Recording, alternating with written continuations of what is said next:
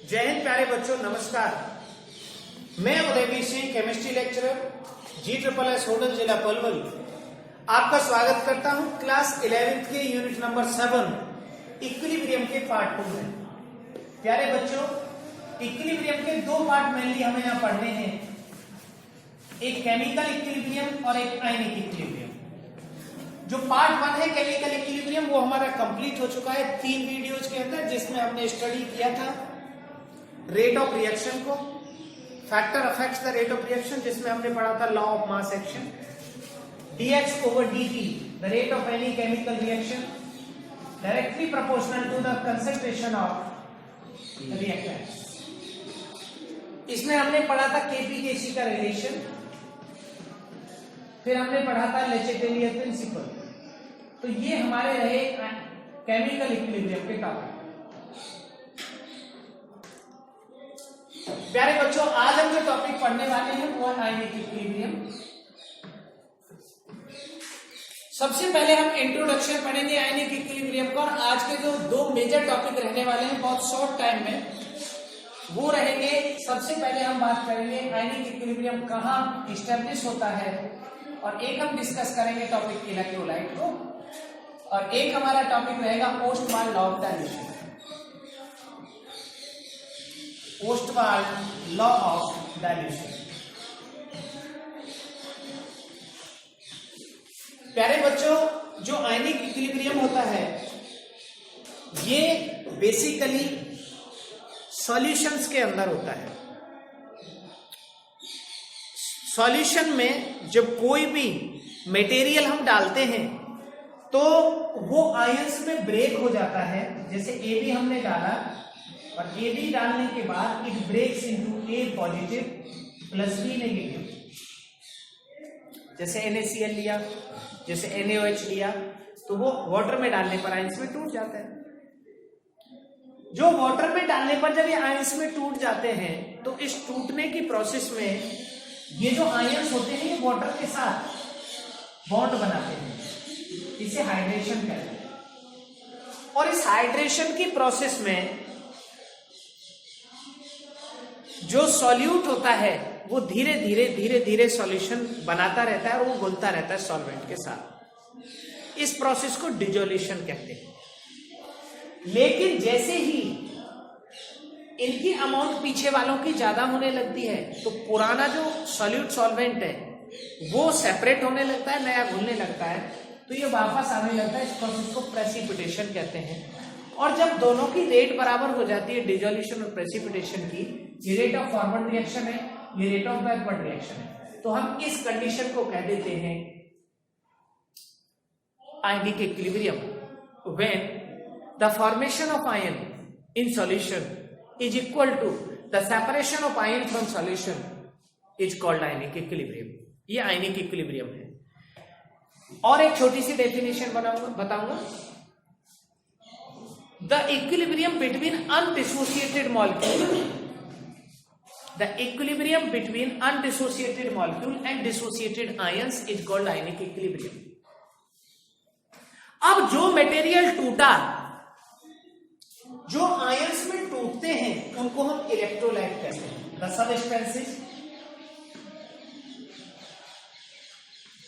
Substances breaks into ions,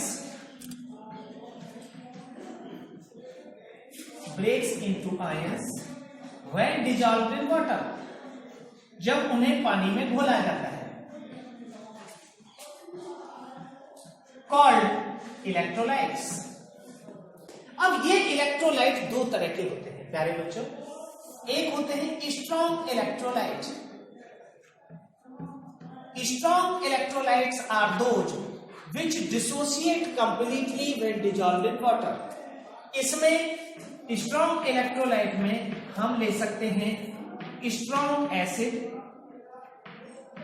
strong acid में example हम लेंगे hydrochloric acid, nitric acid, sulphuric acid, phosphoric acid, sulphuric acid, H2SO4 और HClO4 perchloric acid, ClO4। इसमें strong base हम ले सकते हैं स्ट्रॉन्ग एसिड स्ट्रॉन्ग बेस जो वाटर में डालने पर एक ही बार में पूरे टूट जाए उनको हम स्ट्रॉन्ग इलेक्ट्रोलाइट कहते हैं। अब क्योंकि मान लो इसमें हमने कोई कंपाउंड लिया और कंपाउंड वाटर में डालने के बाद पूरा टूट गया तो अनडिसोसिएटेड मॉलिक्यूल तो बचे नहीं, तो इसमें इक्विलिब्रियम एस्टैब्लिश नहीं होता in case of strong electrolyte. Strong base में हो सकता है हमारा NaOH हो सकता है, KOH हो सकता है, CaOH2 हो सकता है, एक्सेट्रा। और इन स्ट्रॉन्ग एसिड और स्ट्रॉन्ग बेस से मिलकर बने हुए salt, the salts of strong acids and strong base are called strong electrolyte. और दूसरे होते हैं हमारे वीक इलेक्ट्रोलाइट। वीक इलेक्ट्रोलाइट्स ये ओरिजिनली आयनिक कंपाउंड नहीं होते, या तो एक कोवेलेंट कंपाउंड होते हैं जिनमें पोलर कैरेक्टर होता है। जैसे ही हम इनको वाटर में डिसॉल्व करते हैं तो उनकी जो पोलैरिटी है वो बढ़ जाती है और वो आयंस में टूट जाते हैं। तो ऐसे ये जनरली ये तो आयनिक कंपाउंड होते हैं, इसमें आयनिक बॉन्ड होता है, कैटायन का साइज बड़ा होता है। ये या तो आयनिक होते ही नहीं, ये कोवेलेंट होते हैं पोलर मॉलिक्यूल जो वाटर में डिसॉल्व करने पर डिसोसिएट हो जाएंगे, लेकिन ये पूरे नहीं होंगे। अब इसकी डेफिनेशन ये आएगी इन दोनों की, the electrolytes will dissociate completely when dissolve into the water at any concentration. चाहे आप कितने भी मिलाओ ये सारे टूट जाएंगे, सारे का मतलब 85% 90%। And the electrolyte which dissociate in very small amount, जो 5% 4% 3% टूटते हैं, even at infinite dilution. Infinite dilution का मतलब आप उसमें चाहे कितना भी वाटर मिलाएं, अगर उनका टूटना बंद तो उन पर फिर बहुत ज्यादा फर्क नहीं आता, उनको हम वीक इलेक्ट्रोलाइट कहते हैं। प्यारे बच्चों, इसमें हमारे वीक एसिड्स आएंगे, वीक बेसिस आएंगे और वीक एसिड और वीक बेसिस से बने हुए सॉल्ट आएंगे। एग्जांपल के लिए हम ले सकते हैं इसमें H2CO3 कार्बोनिक एसिड, ये हमारा वीक एसिड है, CH3COOH ये हमारा वीक एसिड है। और इनमें असलियत में इक्विलिब्रियम एस्टैब्लिश होता है। जैसे हम CH3COOH का एग्जांपल लें, CH3COOH plus H2O is equal to CH3COO negative aqueous, ये एसिटेट आयन है, प्लस H3O पॉजिटिव एक्वस। तो इन दोनों के बीच में एक इक्विलिब्रियम एस्टैब्लिश हो जाएगा। और सॉल्यूशन के अंदर जब आप देखेंगे रिएक्शन मिक्सचर में, तो कुछ तो अनडिसोसिएटेड CH3COOH भी मौजूद होंगे और कुछ वहां पर CH3COOH नेगेटिव होंगे और कुछ वहां पर H पॉजिटिव होंगे। तो अनडिसोसिएटेड सॉल्यूशन के अंदर ये भी होगा और ये दोनों भी होंगे। इन्हीं के बीच में जो इक्विलिब्रियम एस्टैब्लिश होता है between dissociated ions and undissociated molecule is called ionic equilibrium. इसका एग्जांपल वीक बेस भी हो सकते हैं। वीक बेस में हमारा बेरियम हाइड्रोक्साइड हो सकता है, वीक बेस में हमारा अमोनियम हाइड्रोक्साइड हो सकता है, एक्सेट्रा। तो प्यारे बच्चों, ये एग्जांपल्स रहे स्ट्रॉन्ग और वीक इलेक्ट्रोलाइट के। सबसे पहले सबसे जरूरी इलेक्ट्रोलाइट को ही समझना है। इलेक्ट्रोलाइट ऐसे आयनिक कंपाउंड होते हैं जो वाटर में डालने पर अपने आयंस में ब्रेक हो जाते हैं। ये दो तरह के होते हैं, weak electrolyte and strong electrolyte. Strong electrolyte में आयनिक बॉन्ड पाया जाता है, जबकि वीक इलेक्ट्रोलाइट में या तो पोलर कोवेलेंट बॉन्ड होगा, अगर आयनिक बॉन्ड हुआ तो फजांस रूल को फॉलो कर रहा होगा। फजांस रूल क्या कहता था कि अगर किसी आयनिक बॉन्ड में कैटायन का साइज छोटा हो जाए, एनायन का बड़ा हो जाए, उन पर चार्ज की वैल्यू कम हो जाती है, तो आयनिक बॉन्ड में कोवेलेंट कैरेक्टर आ जाता है। तो ये या तो कोवेलेंट कंपाउंड होंगे या आयनिक कंपाउंड होंगे कोवेलेंट कैरेक्टर के साथ। तो ये रहे हमारे इलेक्ट्रोलाइट। इनको हमें ये समझना है कि स्ट्रॉन्ग इलेक्ट्रोलाइट में जनरली इक्विलिब्रियम नहीं होता, we study the equilibrium only with the weak electrolytes. अब हम सबसे पहले बात करेंगे कंटेंट्स ऑफ द टॉपिक की। ये इंट्रोडक्शन आपका हो गया इलेक्ट्रोलाइट टॉपिक के साथ। अब इस पूरे चैप्टर के अंदर हम क्या क्या पढ़ने वाले हैं। इसमें जो सबसे इंपॉर्टेंट टॉपिक रहेगा वो रहेगा एसिड बेसिस एंड सॉल्ट। तो इलेक्ट्रोलाइट आपका हो गया है, फिर हम पोस्टवाल लॉ ऑफ डाइल्यूशन पढ़ेंगे, लेकिन सबसे इंपॉर्टेंट टॉपिक इसमें रहेगा acids bases and salt. Generally इस यूनिट की पहचान ही इस टॉपिक से है, एसिड बेसिस एंड सॉल्ट से। तो पहला टॉपिक हमारा इलेक्ट्रोलाइट है, दूसरा है एसिड्स बेसिस एंड सॉल्ट्स। प्यारे बच्चों, एसिड्स हो या बेसिस हो, या सॉल्ट्स हों, ये टॉपिक्स हमारे लिए बिल्कुल नए नहीं हैं। हम क्लास 8 में भी पढ़ते हैं, क्लास 10 में भी पढ़ते हैं, इनकी डेफिनेशंस भी पढ़ते हैं। यहां हम इनकी 3 मेन थ्योरियां पढ़ेंगे। सबसे पहला हम पढ़ेंगे Arrhenius concept for acids and bases, aqua solution वाला आर्हीनियस कॉन्सेप्ट। और आर्हीनियस कॉन्सेप्ट के बाद हम पढ़ेंगे Bronsted and Lowry, Bronsted and Lowry concept. और प्यारे बच्चों, ब्रोंस्टेड एंड लॉरी कॉन्सेप्ट ने बताया था conjugated acid base pairs, CABP। फिर हम पढ़ेंगे इसमें लीविस थ्योरी, लॉन पेयर वाली। ये तीनों थ्योरी एक से बढ़कर एक थी। जब हम आगे की तरफ बढ़ रहे थे तो पुरानी थ्योरी नई थ्योरी पुरानी थ्योरी को बीट कर रही थी।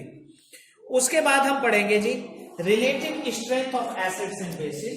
ये सबसे इंपॉर्टेंट हमारा टॉपिक रहेगा, relative strength of acids and bases. इसमें हम पढ़ने वाले हैं pH value, pKa, pKb, pKw, Ka, Kb etcetera. इनको डिसोसिएशन कांस्टेंट बोलेंगे एसिड्स और बेसिस के Ka, Kb को रेस्पेक्टिवली। प्यारे बच्चों, इसी में हम पढ़ेंगे factor affecting the strength of acids, acid की स्ट्रेंथ को अफेक्ट करने वाले factors affects the strength of acid.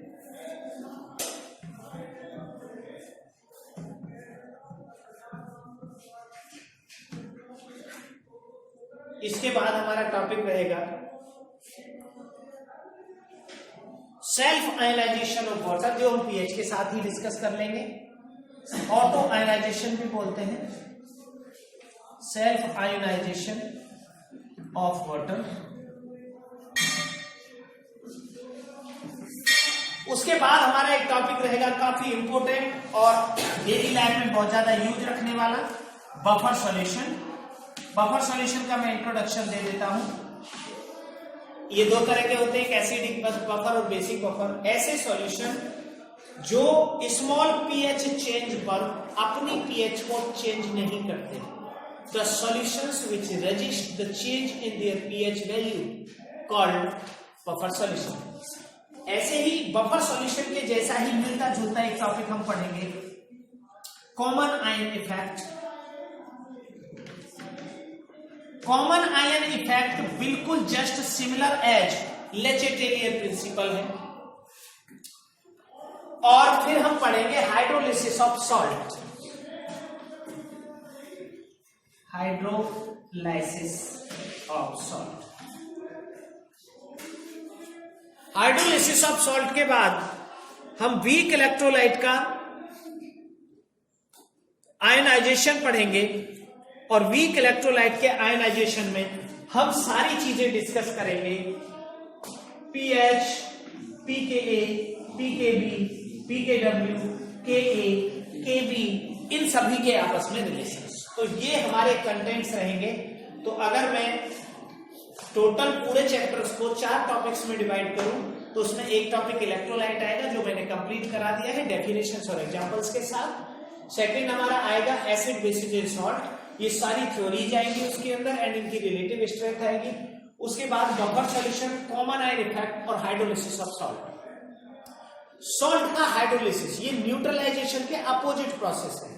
जैसे कि आपने पढ़ा होगा acid plus base is equal to salt plus water होते हैं। अगर इस रिएक्शन को रिवर्स कर दिया जाए तो ये हो जाता है hydrolysis of salt.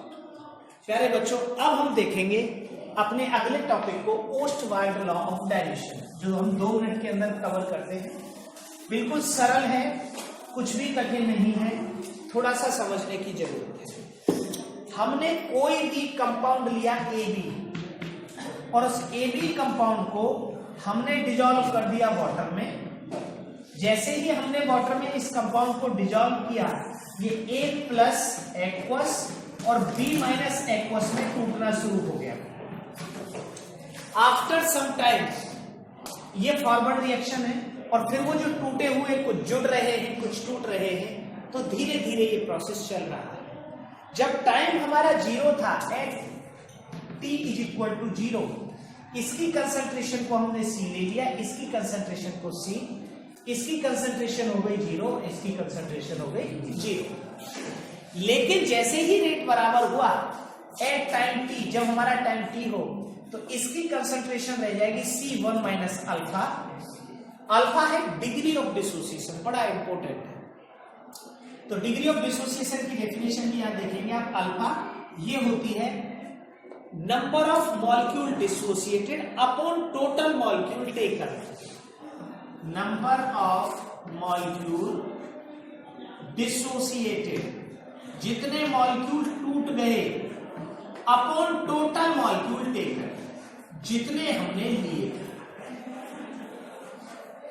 Total molecule taken. Example के लिए अगर मैं यहां CH3COOH लिया, हमने अगर 100 मॉलिक्यूल लिए और 20 टूट गए, तो ये हो जाएगा 20 upon 100 is equal to 1/5 is equal to 0.2। 0.2 टूट गए, 0.2 का मतलब 20% टूट गए। तो ये डिग्री ऑफ डिसोसिएशन होती है। तो ए बी रह जाएगा C1 माइनस अल्फा, ये बन जाएगा C अल्फा और ये बन जाएगा C alpha. At equilibrium, equilibrium पर, एट इक्विलिब्रियम जो केसी होता है, केसी होता है, उसकी वैल्यू होती है प्रोडक्ट की कंसंट्रेशन अपॉन रिएक्टेंट की कंसंट्रेशन। तो ये हो जाएगा C alpha into C alpha upon C1 minus alpha. तो C से कैंसिल हो जाएगा C, तो Kc की वैल्यू रह जाएगी C alpha square upon 1 minus alpha. Alpha degree of dissociation है। प्यारे बच्चों, अब वीक इलेक्ट्रोलाइट के लिए अगर मैं मानूं, तो क्योंकि वीक इलेक्ट्रोलाइट मुश्किल से मुश्किल 2% टूटता है, 3% टूटता है। फॉर वीक इलेक्ट्रोलाइट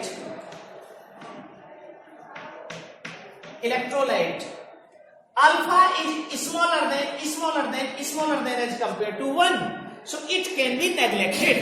तो Kc रह जाएगा, Kc is equal to C alpha square, alpha square is equal to K by C, C concentration है, और alpha is equal to under root Kc। अगर मोल को हम सेम ले लें, तो C की वैल्यू होती है 1/V, तो alpha is equal to under root K by V। यही था, sorry K by C, alpha is equal to K upon C, तो alpha is equal to under root KB के हो जाएगा। बेटा यही था ओस्टवाल्ड लॉ ऑफ डायलेशन, कि अगर हम वीक इलेक्ट्रोलाइट की कंसंट्रेशन को बढ़ाते जाएं तो अल्फा घटता जाएगा, और अगर हम उसका वॉल्यूम बढ़ाते जाएं तो डिग्री ऑफ डिसोसिएशन बढ़ता जाएगा।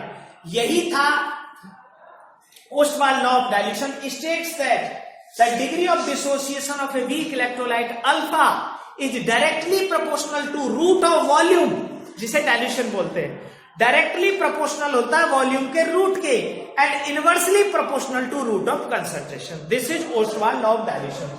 तो प्यारे बच्चों, हम नेक्स्ट टॉपिक के अंदर पढ़ेंगे एसिड्स, बेसिस एंड सॉल्ट से रिलेटेड थ्योरीज और उनकी रिएक्शंस।